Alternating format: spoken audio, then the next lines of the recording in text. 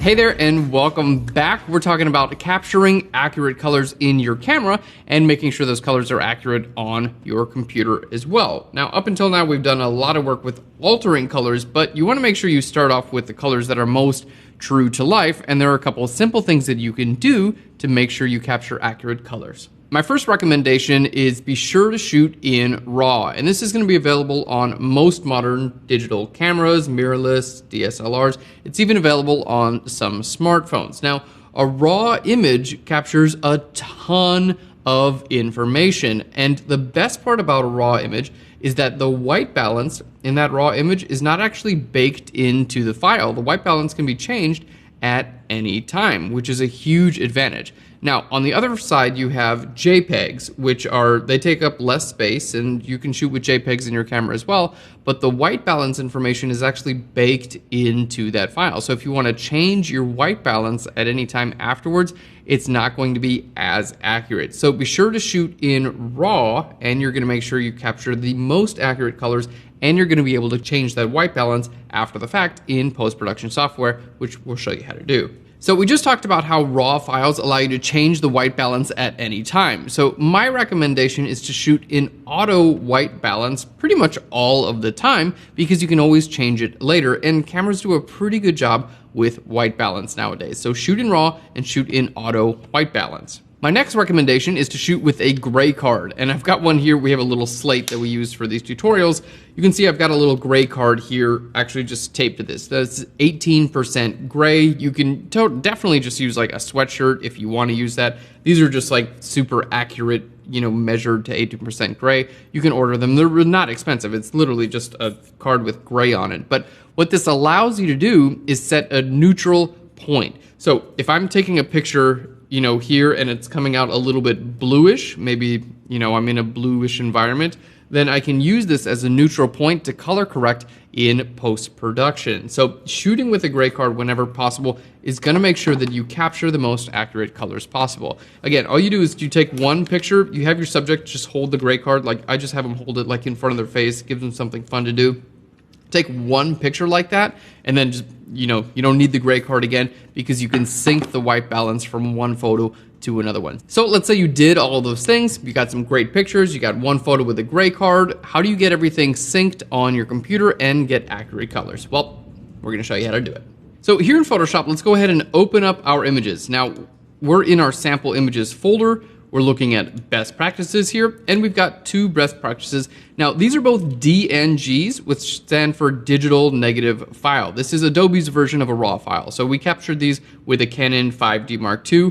It was originally a CR2 file and converted them to DNGs in Lightroom. So not a big deal. You can totally use whatever RAW file your camera spits out. A Canon, for instance, is going to be CR2. Nikon's going to be NEF. You've got all these different formats. They all work the same way. So these files, let's go ahead and hold Control or Command and open. We're going to click on both of those and hit open to open both of these RAW files. Now, these are RAW files. You can see right here, go down to the very bottom, you can see 16-bit. This is telling you it's a RAW file. If this says 8-bit, then that's going to mean it's a JPEG. So make sure you're working with RAW files. Again, that's a really big deal. Now, here, I can totally just take my temperature here, my color temperature. This is your white balance, by the way. I can take this and just slide it wherever I want and make my own adjustments and say, wow, I'm so good at white balance. Look at how I just did this image. Now, let's just say you happen to capture your image and it looks like that. Well, not a big deal, especially if you shoot with a gray card. So here we have one image with a gray card and one image without. So it's incredibly easy to calibrate your image using a gray card. Now here in Adobe Camera Raw, you have a little white balance tool. It's right here. Looks like a little eyedropper. Just click on your white balance tool and then click on the center of your gray card. So if I click on my center of my gray card, you can see that it's perfect. It fixes any type of adjustments that I need to make. Now I'm just gonna hold Alt or Option. I'm gonna click Reset here, and let's just zoom in a little bit here to show you this is how the image was captured straight out of camera. Let's go ahead and use my white balance eyedropper here, and I'm gonna click on my white balance, and you can see that my skin tones look much more natural. So let's just hit undo, Control or Command Z, and then click on it again.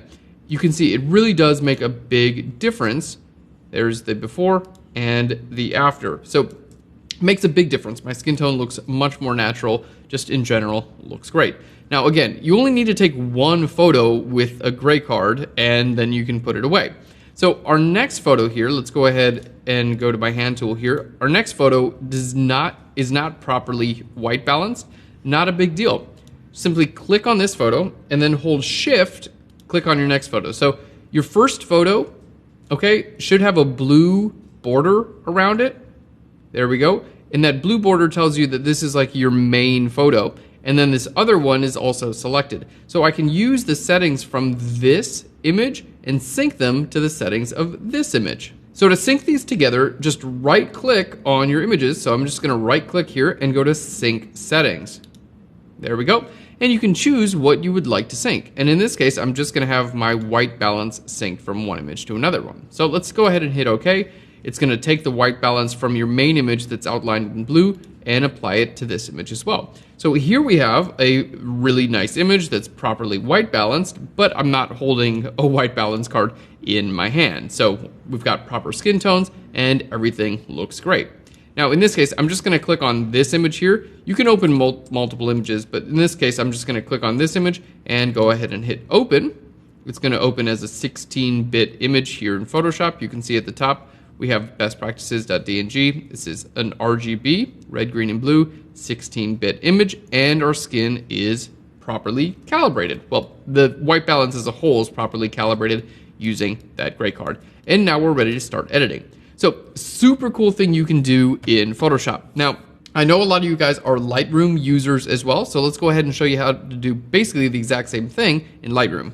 So here we are in Lightroom. I've got a blank catalog. Let's go ahead and import our photos. So we're gonna click on import, and I don't really like this interface. I think it's kind of clunky. So I like to just click and drag them straight from my Finder window. There we go. Let's hit add, and I'm gonna import. Okay, so we've got our images here. Now, again, this can be 10,000 images, okay? It's all gonna work the same. So let's go ahead and click on our first image here. I'm gonna click on our Develop tab. There we go. And then we have our big eyedropper right over here. It basically just does the exact same. So, by the way, all that stuff that you saw in Adobe Camera Raw within Photoshop, it's all doing the exact same things as all these tools in Lightroom. It's using literally the same exact software. It's just a different interface. So let's go ahead and grab our little white balance eyedropper. We'll click here and select it. Now our white balance is perfect. Let's go ahead and go back to our library view. There we go. And I'm gonna, again, click on my main image, hold Control or Command, and click on my secondary image. Make sure your right sidebar is visible. Just hit Sync Settings here. There we go. I'm gonna hit Check None, and we're just gonna go to white balance. So hit Synchronize, and there we go. It took the white balance from this image and put it to that image. So this could be, again, a bunch of different images. It works the same way. Just shift click your images and go to sync settings and you're good to go. That's literally all there is to it. So guys, no matter what your lighting conditions are, if you're shooting in RAW, you use auto white balance and you shoot with a gray card, you can get your white balance perfect in post-production really easily, and this is gonna make sure that you have an accurate representation of skin tones and perfect color. And that's literally all there is to it. Thanks guys, and we'll see you in the next video.